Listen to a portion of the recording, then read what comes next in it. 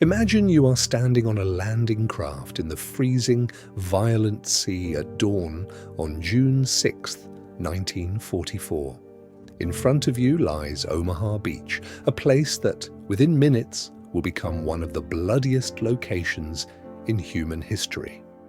The ramp is still closed. No one speaks.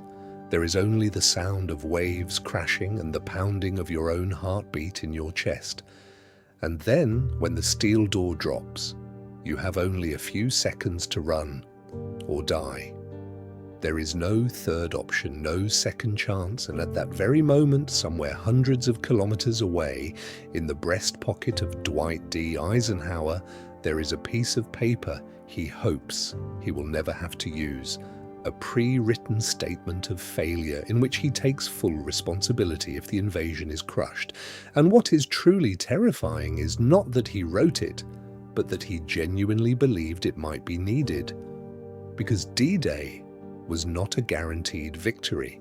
It was a reckless gamble where even the smallest miscalculation could have sent the entire course of history down a completely different path.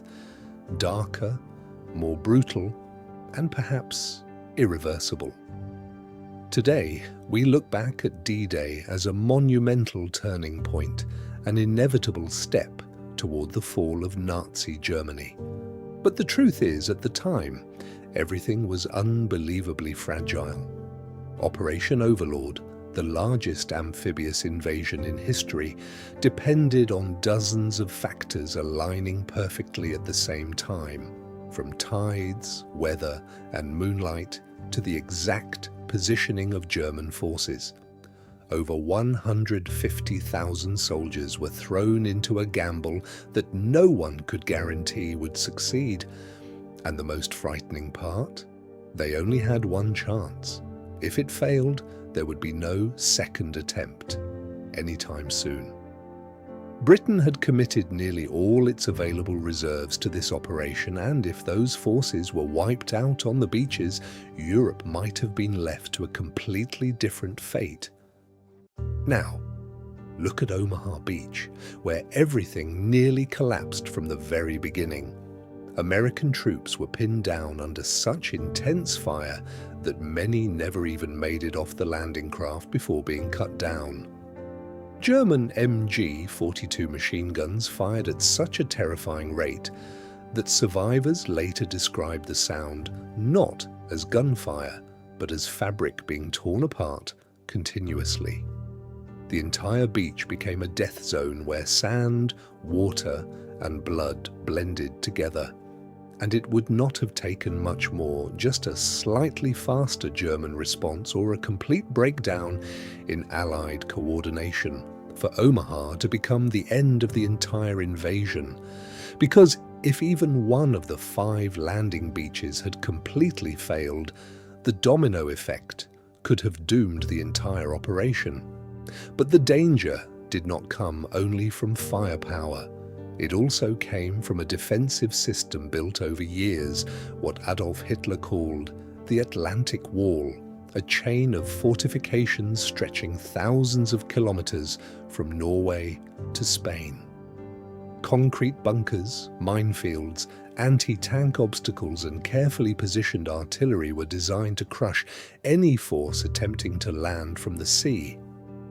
If the Germans had correctly predicted the main landing site, if they had concentrated their armored divisions from the very beginning, the invasion might have been repelled in hours, not days. And in that case, there would have been no realistic way for the Allies to organize another operation of this scale anytime soon.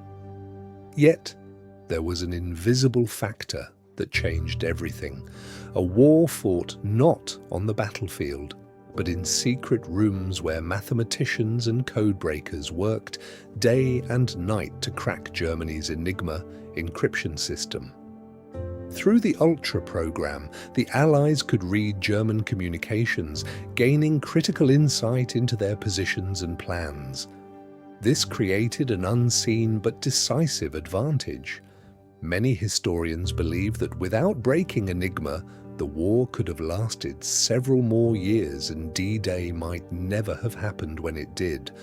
Or worse, it might have happened and failed completely due to a lack of intelligence. Meanwhile, above the skies of Britain, another threat was silently growing. Germany's V-weapons, especially the V1 and V2, early predecessors of modern missiles, began raining down on London with increasing frequency. Over 15,000 were launched, bringing fear and psychological exhaustion to the British population. And if D-Day had failed, the Allies would not have been able to capture the launch sites in France. That means London could have endured years of continuous bombardment, not just months. And Britain's already strained morale might have finally collapsed.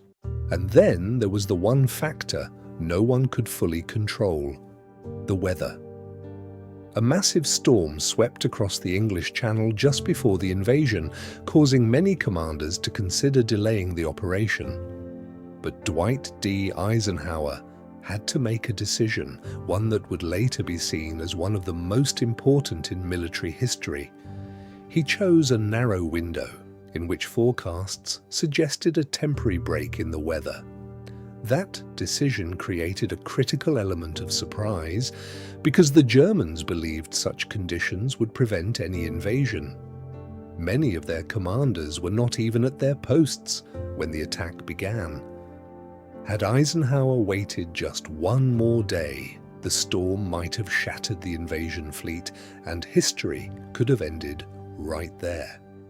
Now pause for a moment and imagine a different scenario, one where events did not unfold the way we know them, where on the morning of June 6, 1944, Allied forces are driven back from all beaches, where Omaha becomes a symbol of failure instead of sacrifice, where Dwight D. Eisenhower is forced to read the statement he carried in his pocket, admitting that the invasion has failed and that tens of thousands of soldiers died for nothing.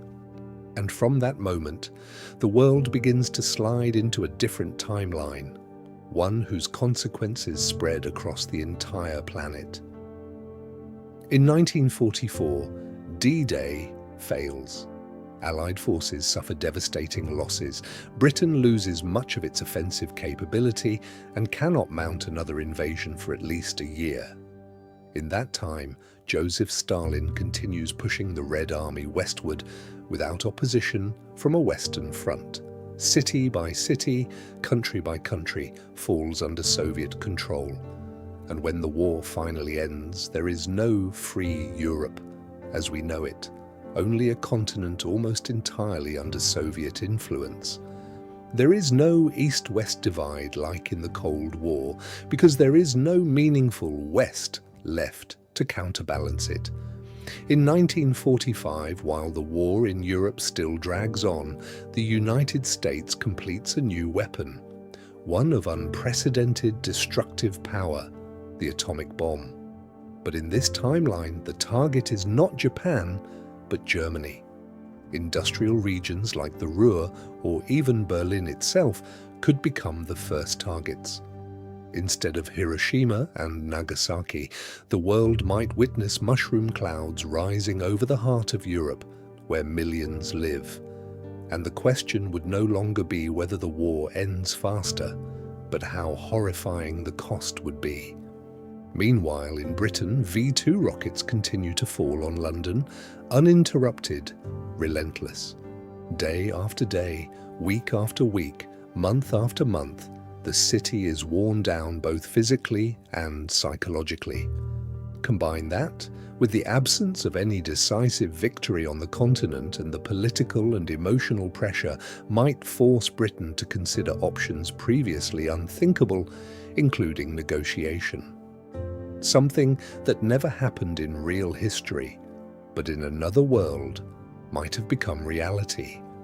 And when the war finally ends in this alternate timeline, the world does not enter an era of balanced power as we know it.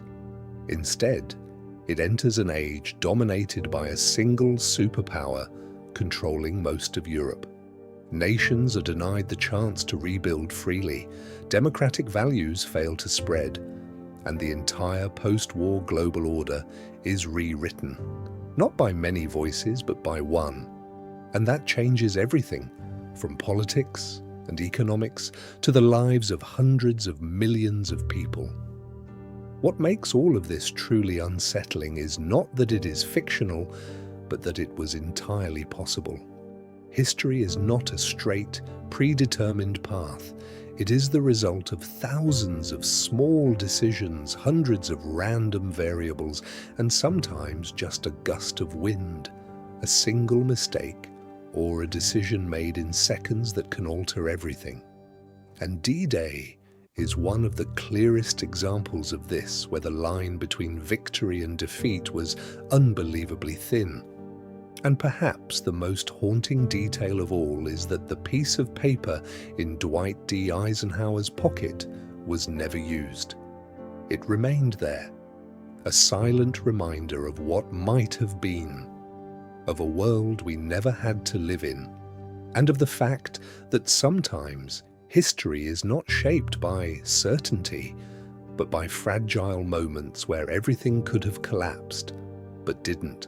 So the question is not only what would have happened if D-Day had failed, but how close we truly came to that scenario, and whether what we call fate really exists, or is simply the result of a chain of events that somehow just happened to fall into place at the right time. And if you were standing on that beach in that moment when the ramp drops, would you call it luck or something greater? It is hard to believe how fragile history can be, isn't it? If you found the story of Eisenhower's secret note or the power of the Enigma code fascinating, don't forget to like this video, so the YouTube algorithm can share it with more history lovers. The success of D-Day helped protect democracy in Europe and shortened the suffering of millions. But what do you think? Could the Soviet Union have defeated Hitler on its own without D-Day? Or would the United States have been forced to use atomic weapons earlier? Leave your thoughts in the comments below. And don't forget to subscribe and turn on notifications so you don't miss more what-if scenarios about World War II. See you in the next video.